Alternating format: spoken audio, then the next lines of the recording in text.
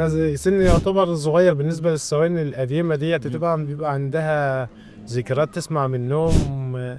عندهم بقى قصص عندهم مرعبة. قصص كتير طبعا، لان طبعا عندنا طريق العريش الكبار التاني ده في حاجات بتحصل اصلا انت تصدقها، لان طبعا الحروب والكلام من ده سايبه اثار هناك، وارواح راحت هناك كتير، وناس راحت هناك كتير. فالقصص دي كتير بقى هناك. في جنب العريش ده، وفي كم مكان برضه كده على طريق الصعيد. الناس عارفة إن في هناك حاجات كده بتعدي، بشغل قرآنك ماسك طريقك مركز في طريقك بس. يعني في حاجات كتيرة بتتحكى لنا، يعني بتشايب الراس زي ما بقول. طيب دي الحاجات الخيالية شوية، أيوة. او اللي هي اه الحاجات بقى اللي تشايب الراس الواقعية، الحوادث اللي على الطريق. الحوادث. انت برضو ربنا يسلمك ويسلم اللهم كل آمين. الناس اللي ماشية على طرق. ايه اصعب حادثة انت شفتها، حادثة اثرت فيك؟ لا ده يعني ده مش حادثة واحدة، ده حوادث كتير، أرواح كده اكتر حاجة يعني. اللي هي كانت حاجة ممكن تخليك تفكر انك لا انا هقعد في البيت مش. والله ده كتير، يعني لما كان عربية ميكروباص واتقلبت من قدامنا، كل اللي فيها ماتوا. لا حول ولا قوة الا بالله. فانت مش عارف تشيل ايه ولا تشيل ايه، الله يرحمه ولا ويرحمه. تبص على ايه. وطبعا وهو كان جاي مثلا بسرعة جاي ولا؟ بسرعة، وفي حد عدى قدامه مرة واحدة فبيفاديه. ما راح يعني هو مشكلة، يعني أكتر حوادث النقل اللي يعني الناس بيحطوا على السواقين إن هم اللي غلطانين. طب أنا ممكن مثلا حد زي ده معدي بتفاديه، بتفادى فرد فللاسف. غصب عنك. بنفس الطريقة برضو يعني في النقل، إن أنت مثلا عربية ملاكي طلعت قدامك فجأة، فبتحاول تفاديها، تيجي فممكن تبص ده العربية تروح بتروح مجنحة. بقى نايمة على جنبها ببضاعتها بالسواق. والله اعلم بقى نايمة على يعني لو ايه هو يعني. انا سواق مثلا، الاغلبيه بيقول لك ثواني النقل وثواني النقل ومفيش رحمه. طب ما انا هدوس عليه وما ما ادوش، ما اقلبش عربيتي وبهدل نفسي ومال الناس. فهو دي رحمه من السواق، ان انا مثلا بفادي بني ادم او عربيه صغيره. ما انا معلش ممكن ان انا افادي تفاديه تلاقي حد تاني جاي لك خبط، وطبعا في الاخر هتطلع انت اللي غلطان. علشان اكبر عربيه على ايوه الطريق. ايوه بتبقى وزي ما بيقولوا حتى يعني ايه لا سواقين أيوة. درجه اولى وبعدين الشطار. في غلطه الشاطر دايما. بألف بس يعني طبعا. وهي زي ما قلنا اللي هو غلطه عربيه ملاكي هتبقى في عربيه ملاكي شبهها بالظبط. لكن النقل. طبعا يعني لما تبقى عربية مثلا محملة 60 طن 70 يعني طن اهون حاجه اللي هم 60 طن دول. ده اهون خساره.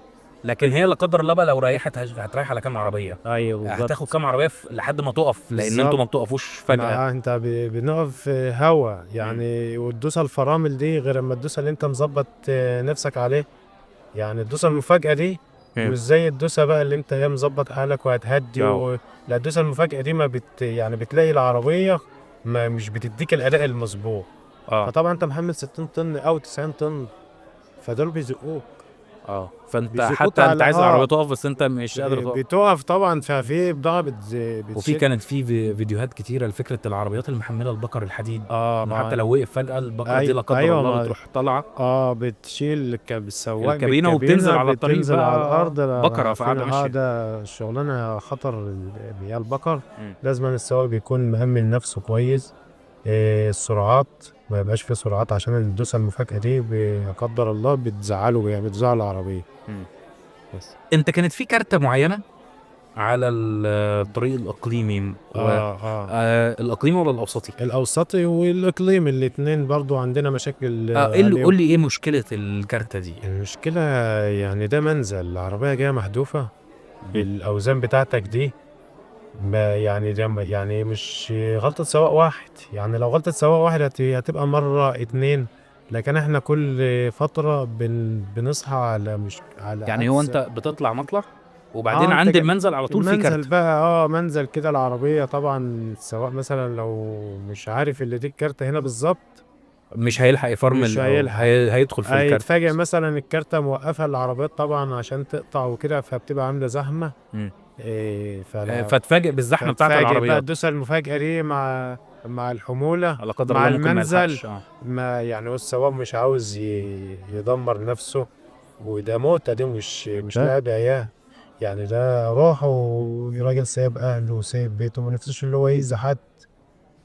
فهي تصميم في كام طرق الاوسطي والاقليمي خدت سواقين كتير. خدت سواقين كتير بعربيات كتير. الحل من وجهة نظرك ان الكارتة دي تطلع قدام شوية. واللي في المنزل ده يعني الدنيا يعني الطرق مصروف عليها مصاريف كتيرة، يعني ما نظبط الدنيا.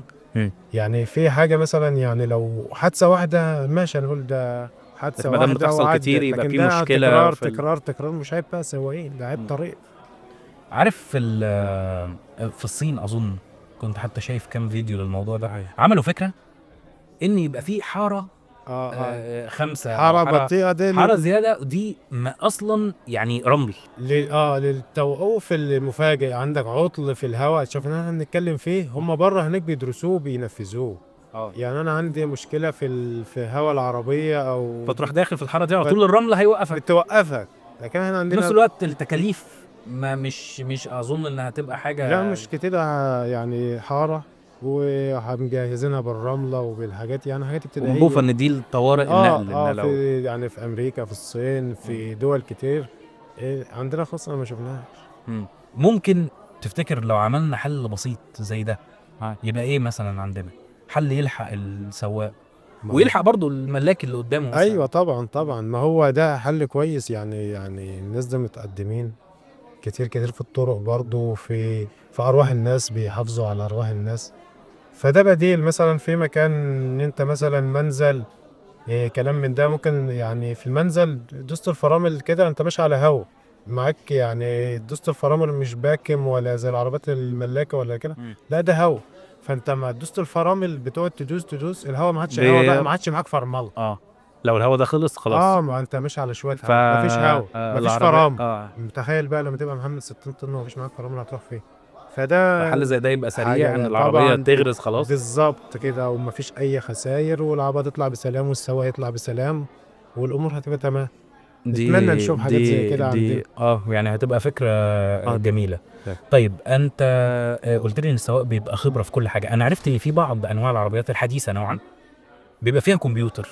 انت قلت لي حتى قبل ما ندخل هنا، قلت لي سواق البريمو هو اللي يعرف يشتغل على الكمبيوتر. ايوه، لا هو السواق البريمو اللي هو مش يعني الكمبيوتر ده حاجات. ما انت احكي لي بقى الكمبيوتر ده ايه؟ يعني الكمبيوتر ده عقل العربيه.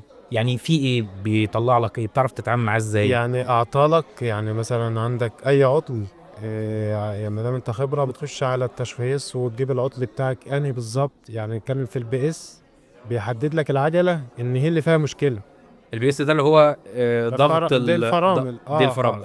البي اس ده الفرامل. حلو. يقول لك مثلا عندك العجله اليمين ضغطها مثلا هواء او فيها حساس فاصل، حساس الفرمله. فيها حاجه اسمها ورده كده اللي الحساس بيشتغل عليها. كل عجله فيها حساس للفرامل. حساس طبعا. كل عجله فيها حساس بالنسبه للراس. الكمبيوتر مثلا يجيب لك حاله المكنه، حاله الموتور. طبعا بتطلع الاعطال. برمجه للعربيه، تبرمج الفتيس. ازاي؟ يعني الفتيس لو مهنج معاك يتظبط بالكمبيوتر؟ لا مش بالكمبيوتر بقى، يدوي كده، بتشحن هوا وتشد الفتيس يبقى مهنج ازاي؟ يعني تدي الغيار مثلا؟ تدي الغيار مش ممكن راضي. ما ياخدش الغيار، او ياخد الغيار اللي هو مش محتاجه. يعني فالعربيه تبقى يعني مش يعني قادره يا تسحب يا صوتها عالي يعني. لا ومش مش هتبقى مستجابه معاك. يعني لو الفتيس مهنج، فتلاقي العربيه مثلا تديها الرابع تقوم واخده فوق منه، فطبعا المكنه فانت بتقف. الناس السواقين الفهم، يعني دي حاجه في الاول ما كناش عارفينها بس اتعلمنا. بتبرمج تقف تشحن هوا وتشد اليد وتبرمج عربيتك، الامور تمام. لو في اي عطل بقى البرمجه دي ما بتكملش. يعني لو عندك مشكله يبقى مفيش، بيقف يقول لك انت عندك هنا مشكله. يبقى عندك في مشكله بقى في بال في حساس. البرمجه تبقى امورك تمام ان شاء الله، وبتمشي وبتوكل على الله. طب معنى كده ان لو سواق راكب العربيه ومالوش في موضوع الكمبيوتر ده هيبقى صعب، مش هيبقى فاهم العربيه ولا؟ ايوه طبعا، ما هو مش يعني حتى لو عطل انت الميكانيكي بتروح له بتقول له انا عندي ايه عطلان بايه، فيعرف يصلحها تبقى لك. انت عارف انت مثلا رايح على ايه، مش تقول له مثلا لا ده انا مش يعني، لا بتبقى انت رايح للميكانيكي الراجل الخبره، يقول له مثلا انا عندي الحته دي بكده وعاوز اغيرها. طيب انت الصفحه قلت لي ان بتستقبل عليها فعلا مشاكل كبيره طبعا وضخمه، لكن هل بقى في مشاكل كوميديه؟ يعني حد بعت لك مشكله وانت مش عارف ده رد عليه وقول له ايه مثلا؟ والله بيحصل كتير. يعني ممكن مثلا حد ما عندوش خبره في النقل مم. وفي السواقه وعاوز يطلع يشتغل سواق نقل. طب هتشتغل سواق نقل ازاي؟ انت لازم تشتغل تبع، تشتغل يعني مساعد سواق، تجيب درجه ثالثه تعرف المشي ازاي، تجيب درجه تانية اطوال العربيه، طبعا الربع غير النص غير النقل. مم. فطبعا كل ده على سنوات. فلازم تاخد الخبره، ما تبقاش يعني تطلع على طول كده بقيت سواق. انت معاك اولى، يعني في ممكن ناس دخلوا الجيش وجابوا رخصة من الجيش، ركب بتاعه وكده وطلع جاب رخصة بقى معاه درجة تانية 3 سنين. بس ما عندوش نفس الخبره. لا طبعا ما عندوش خبرة طبعا، يعني الشغل بيولد الخبرة. إيه 3 سنين ويقدر يعملها درجه اولى. 3 سنين التانية تالتة، و3 سنين وتجيب التانية، و3 سنين وتجيب الأولى. وتجدد بقى الأولى ده على طول، يعني كل 3 سنين بتجددها أو سنة على حسب. انت ممكن تعلم حد، يعني ممكن حد يجي يقول لك علمني كده ازاي اعدي اختبار الدرجه الاولى. طبعا هو اي تبع يعني بيطلع معانا مساعد، احنا كنا يقول لك تبعين علمني واتعلمنا بقى. والنبي. طب ما قول لي ممكن وكريم. اجيب درجه اولى ازاي؟ الدرجة انا الاولى رخصه خاصه اصلا يعني، بس يعني عموما قول لي اقدر. الاختبار بيبقى فيه ايه؟ التريكات بتاعه محتاج الاختبار. رخصة ولا محتاج رخصة وشغل؟ ما دي تفرق، ان انت تجيب مثلا رخصة بقيت سواق رخصة او سواق طرز زي ما بقول، لكن جايبها بقى بالتباعة بالسواقة، فدي اللي تجيب بتبقى شغل بقى. القسط. طب انا عايز رخصه هتمنظر بيها بس كده. هي يا باشا يعني رخصة ديتي هتبدأ بقى بالتالتة. التالتة دي تقدر تسوق بقى ملاكي، ربع نقل، يعني ميكروباص. انا اعتبر ثالثه دلوقتي. يعني ما حلو جميل، انا مش معترض. تزيد درجة بقى لما تجيب التانية، تركب مثلا عربية نص نقل أو عربية راس فردان. يعني راس فردان. طب انا هقول لك عشان تفهم ان انا عايز اعرف ايه. انا الاختبار بتاع السواقه بتاع الرخصه الخاصه، تمام. انا كانت يعني معايا من حوالي 20 سنه. تمام. كان في مرور الفيصل. وحدث ولا حرج عن مرور الفيصل. ده حاجه جميله. ده كان الاول طبعا، يعني اللي يجيب رخصه كده من فيصل او لا فيصل كان مرور صعب. هو دلوقتي الدنيا اتغيرت خالص، بس لا المرور فيصل كان صعب جدا. وبعدين ساعات بقى بعد ما بتخلص دوامه الورق والكلام ده والاختبار التحريري. ورقت الاختبار التحريري مرتين. لا الحمد لله متفوق. راح فودوني بقى في حته كده تحت الكوبري، وقال لك بقى ايه، في عربيه شاهين كده وشكلها اصلا ما طلعتش من الجراج من سنه 80. وحطوا لي بتاع 4-5 اقماع وقال لي ادخل بقى اعمل لي اطلع وارجع المارشاليه. بالظبط. طلعت في الاول هو وبعدين ترجع بقى، وبعدين قال لي عدي البحر ولا يتبلش، يعني عارف انت. ايوه بالظبط. لحد ايه ما الحمد لله عدى الموضوع. ده الرخصه الخاصه. تمام. الرخصه الاولى بقى، هل برضه بيعملوا لكم حرف اس؟ طبعا. بس نوع العربيه يختلف. ايوه تركب تريلا او اتوبيس، الاتوبيس الكبير او بالتريل. يقول لك عدي بقى في تجيبها بقى وتخش له شمال في يمين لو. بس ايه بقى كده اللي يفرق اختبار الرخصه الاولى عن الرخصه الثانيه؟ الفرق بينهم ان انت مثلا كلها اقماع وبنسوق في اقماع. ايوه بس انت عندك التريلا انت بترجع عكس، عاوز ترجع يمين تجيب شمال، عاوز تجيب شمال تجيب يمين. الله. شفت بقى دي؟ يعني تبقى راجع في المرايه عاوز تجيب شمال تكسر يمين. فانت ما بتسوقش على التريلا دي وانت بتطلع درجه تانية. لا مش محتاج. لا هو مش هيديها لك، مش هتركبها. ده انت تركب نص. دي خاصه بالدرجه الاولى. التراس ودي. يعني الفرق في الاختبارات هو فرق في انواع العربيات بالظبط. الثالثه تركب ميكروباص، تنتحب بميكروباص. حلو. الثانيه عربيه نص نقل او راس فرداني، تريلا او راس وش نسميها وش. في الاولى راس ودي، لازم راس ودي. التريلا راس ودي الحتتين. فالتريلا زي بقول لحضرتك عاوز بتيجي معاك عكس، عاوز ترجع يمين دي لا طبعا. لو انت متعود مثلا على عربيات صغيره وتلاقي تركبها مش عارف انت رايح فين. طب انا عاوز اجي يمين، لا ده انت تيجي تبص تلاقي المقطوره جايه جنبك كده على طول. ده حلو قوي الموقف ده. انت عمرك ركبت عربيه وقلت يا غربتي، يعني اللي هو انا اعمل ايه؟ يعني اللي هو ركبت عربيه اول مره تركبها ومعقده مثلا بالنسبه لك. ايوه. واللي هو يا لا الحقوني. احنا متعودين بقى على المانوال والعربيات القديمه دي، فبالتالي مفيش عربيه. يعني الحمد لله اي حاجه تلاقيك داير فيه. لما نزل العجل الحديث، يعني العربيات الاكتروس مرسيدس. ده في عربيات يعني الكابينه بتاعتها ولا كابينه سفينه ايوه الفضاء. طبعا، ده احنا يعني كان السواق الاول بتعاني، لا مش هتعرف تنام، يعني السرير قد كده، ما فيش خدمات. انت دلوقتي العربيات الحديثه معاك الميكروويف، هم. معاك الكتل، معاك الخلاط، معاك شاشه العرض، ده زي الفل. معاك شاشه العرض دي طبعا غير شاشه الكمبيوتر يعني. شاشه عرض كده نفتح بقى واحنا بالظبط.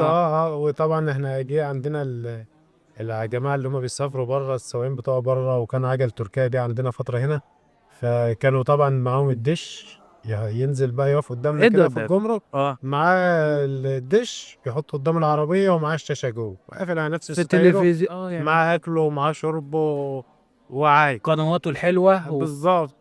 ده زي الفل. انت ممكن تفتح التلفزيون وانت سايق ما يشغلكش او يعني. لا احنا بالنسبه لنا احنا يعني عربياتنا ما فيش فيها تلفزيونات والكلام ده، مفيش احنا بقى، طالعين احنا شاشات نشتغل عرض بقى لك الكلام ده بقى الشغل للدولة. الدولي.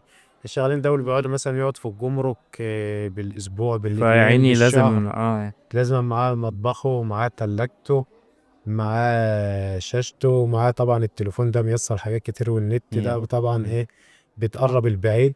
انت طبعا بتعرف تطبخ. يعني بس مش متمكن قوي، لان هي اصحابي يعني، انا زي ما بيقولوا كده بحب اروح اكل على الجاهز. اللي هو يعني ممكن انا مثلا ممكن اكلف اخلص بس يعني اكلف، وممكن يعني في الاكل، لان انا بوظ لهم الاكل بصراحه. انت بره بوظت اكلك. يعني طبعا، لا بس احكي. بناكله بقى. بص بقى، يعني ممكن تبقى مثلا في البيت يعني مثلا شويه رز وشويه بطاطس، تبقى انت واكل وزعلان. م. في الشغل رز وبطاطس دي يعني، او كشري، حاجه جميل، معجنه، حصى هتاكلها هتاكل طبعا. وسبحان الله تبقى لها طعم. احنا في مره انا كنت قاعد في مدينه جامعيه في الجامعه يعني. تمام. ففي مره قررنا ان احنا نجيب، كان بعد العيد الاضحى، فكل واحد قال هيجيب لحمه من بيته ونعمل كده ايه يظبط جديوه كده مع الله. بعضينا. واحنا يعني بتاع 15 ولد، ولا حد فيه ليه عندنا خبره في المطبخ، هو واحد بس اللي شويه ايه كان اشتغل شيف في اجازه كده، واعتبر نفسه احنا كنا بنعتبره الشيف الشربيني، علشان ده ايوه ده اللي اشتغل له شهرين في انقذنا. مطعم، وهو غالبا ما كانش شيف ولا حاجه، بس أيوة. بيشتغلنا بس يعني ايه كده. المهم جبنا اللحمه، مفيش ثلاجه في الاوضه. اوكي. تمام. فقالوا ان هنحط اللحمه جنب البلكونه بحيث ما تضربش. يا جماعه طب ما تتسلق ونشيلها. ماشي. وقرروا لا احنا أيوة. عايزين نشوي على طول وتبقى. فاللحمه اتحطت، والله ما كملناش تاني يوم بيطلعوا اللحمه مخضره.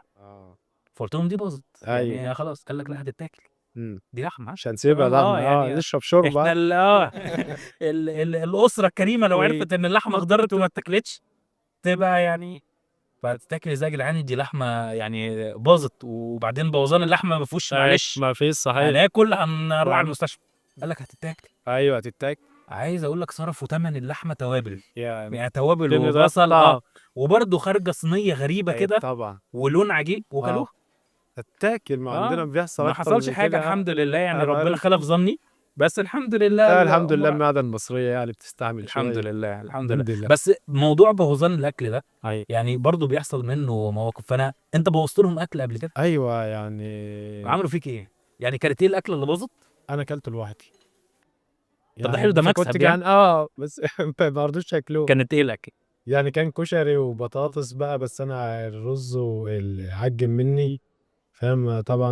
أم كريم أعمل إيه؟ أنا ما عنديش خبرة ايوه يعني. كان في الأول يعني السواقين كانت الدنيا رخيصة، بتنزل تاكل على الكافيتيريا، فهم دلوقتي معاك جايبين أكلك. لكن الوقت طبعا عشان السواق مصروفه يكفيه مش هيقدر يعني، وينزل على الكافيتيريا فانتوا جايبين يعني اكله برضو اقتصاديه وتتعمل علشان تبقى اقتصاديه بتتعامل اكتر يعني تلاقي وباظت. لا بس في معانا سواقين خبرة طبعا. لا بس عملوا فيك ايه؟ استنى، غير انهم سابوك تاكل لوحدك عملوا يعني فيك كفاية التأنيب اللي أنا الضمير ان أخدته، انت هم انا قاعد باكل والناس واعيط جعانين يعني، بيبقى نفسهم في أي حاجة، أكلوا عيش.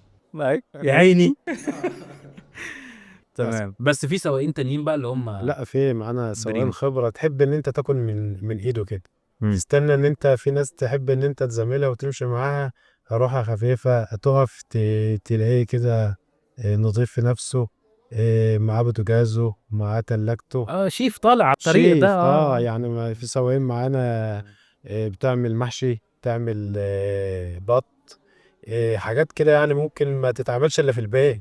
مم. دلوقتي في خلاط، معاك خلاط يدوي، خلاط اللي هو الكهرباء بتشتغل معاك برضو، فالحاجات دي كلها بتسهل عن الموضوع. في موقف برضه استوقفني جاي لي على الرسايل، سواق جايب الفرن البلدي، الفرن اللي هو ده حاطه فين؟ الفرن معلقه في المقطورة، في مكان كده في المقطورة معلقه ده فيه، بيخبز عيش ولا يخبز عيش، يعمل صينية بطاطس في الفرن باللحمة، حلويات، غاوي بقى، غاوي ده أنا عاوز واحد زي ده زملي. نمشي مع بعض، ما نسافرش غير مع بعض. اللي هو ده حلو، ده عيش فعلا دايس طواجن. بالظبط بالظبط، فطير يعني. الحاجات بقى ديت في الشغل كأنك تلاقي كنز لما تلاقي حاجة زي دي. انت قابلتك مواقف سواء على الطريق او على الصفحه، موقف انساني يعني، قضيه صعبه او حاجه صعبه اثرت فيك، والله حسيت ان انت مش قادر تعمل لهم حاجه مثلا او أي والله في كتير يعني. كان في سواق حصل له ظروف كده، ويعني حصل له مشكلة وحادثة، فكان في أيامها القانون إن أنت تعمل حادثة بتنزل درجة أو ياخدوا منك رخصتها. يعني لو درجه اولى يبقى تانية او فالسواق ده يعني كان راجل كبير وراجل ليه سمعته واسمه وهيبته، فحصل ظروفه قضاء وقدر يعني. هو الراجل الطريق واقف قدامه تمام، مفيش أي مشكلة، ويعني خبط عربيات. فكان أيامها القانون ده نزل، فهو نزل درجة وفضل كام سنة يعاني عشان إن هو يقدر يجيب ياخد رخصته الدرجة. ويعمل اختبار تاني طبعا الشغل اتأثر طبعا طبعا هو راجل عنده بيت وعيال ومنه كتير يعني.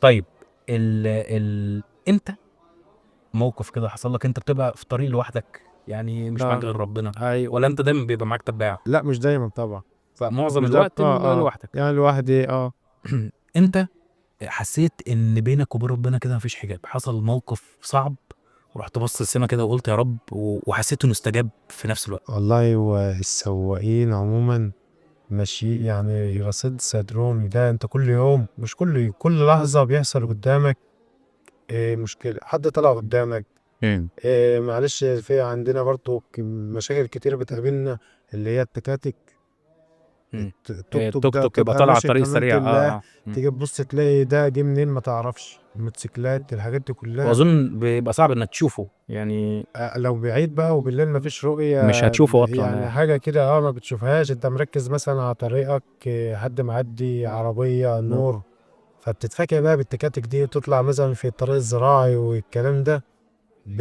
بنعاني منهم جامد يعني. مش خايف على نفسه، تلاقيه ماشي يمين وشمال ويمين وشمال، بنشوف حاجات كتيرة قوي على الطريق الزراعي ده. فانت برضو الموقف اللي خلاك تقول يا رب كده من جوه قلبك وانت مقتنع ان ربنا هيستجيب؟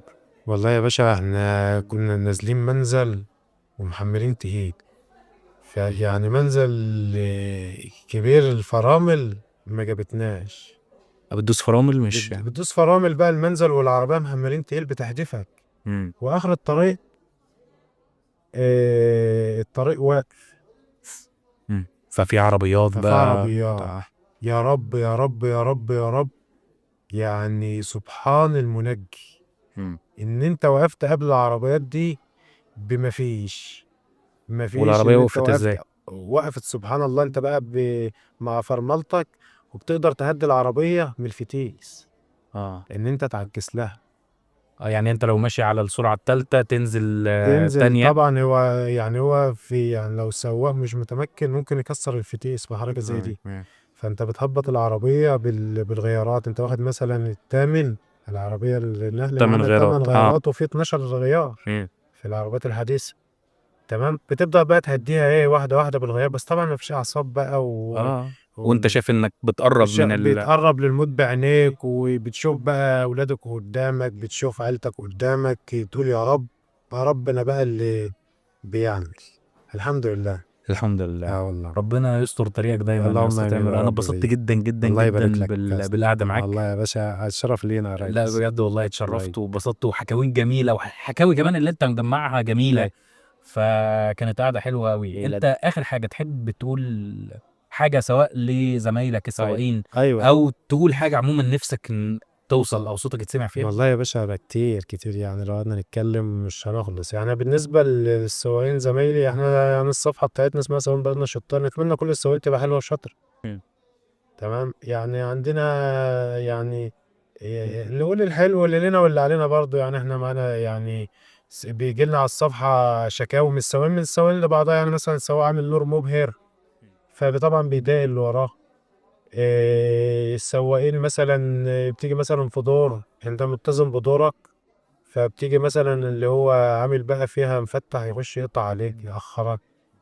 في ميزان، في مينا، في جمارك، على بوابة. إن إحنا نحب بعض ونساعد بعض. يعني حد عطلان وأقدر إن أنا بساعده. يعني عندنا صفحتنا في حاجة قريبة برضو عربية فين يا ربي، في العريش عطل. فيا جماعة احنا في عربية كذا كذا وعطلانة واقفة في الحتة الفلانية، ناس قطروه لأقرب مكان وناس تانية خدوه من المكان التاني ده ودوه لحد بلده. مم. يعني المساعدة حلوة والخير حلو حلو فكره اه الصفحه اصلا، الناس ايديها في ايدين بعض كده أيوة وبيساعدوا بعض، ما بيستنوش ان أيوة طبعا. حل مشكلتك لا ما هو بنفسك، يعني فجميل احنا بصراحه بالناس بتنادي زي ما بقول لك، بتنادي في مالطا كده وما فيش حد سامع.